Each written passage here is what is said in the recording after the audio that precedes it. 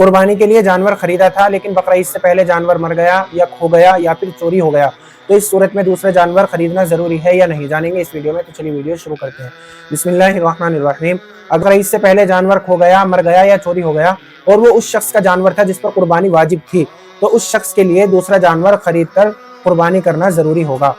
और मालदार कौन होता है शरीयत की नज़र में? वो मालदार कहलाता है जिसके पास 52.5 तोले चांदी खरीदने के बराबर पैसे मौजूद हों। जिसका जानवर खोया है, मरा है या फिर चोरी हुआ है, वो उस शख्स का था जिसके ऊपर कुर्बानी वाजिब नहीं थी, यानी उसके पास 52.5 तोले चांदी खरीदने के बराबर पैसे मौजूद नहीं थे, तो उसके लिए दूसरा जानवर खरीदना ज़रूरी नहीं है। लेकिन इसमें एक मसला ये भी याद रखें कि अगर खोया हुआ जानवर मिल गया और इस आदमी ने दूसरा जानवर खरीद लिया था, तो अब दोनों जानवर कुर्बान किए जाएंगे या एक?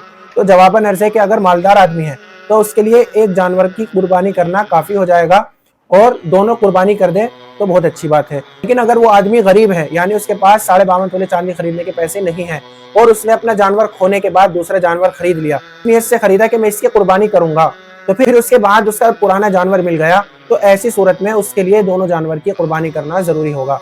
लेकिन अगर गरीब आदमी ने खरीदते वक्त ये नियत कर ली थी कि अगर मेरा पुराना जानवर मिल गया तो पुराने की कुर्बानी करूंगा, और अगर नहीं मिला तो नहीं की कुर्बानी करूंगा, तो ऐसी सूरत में उसके लिए भी एक कुर्बानी करना सही हो जाएगा, काफ़ी हो जाएगा, दोनों कुर्बानी की ज़रूरत नहीं है। वीडियो के अंदर हम जानेंगे कि सबसे पहले कुर्बानी अपनी तरफ से करनी चाहिए या आप सल्लल्लाहु अलैहि वसल्लम की तरफ से करनी चाहिए या किसी और की तरफ से।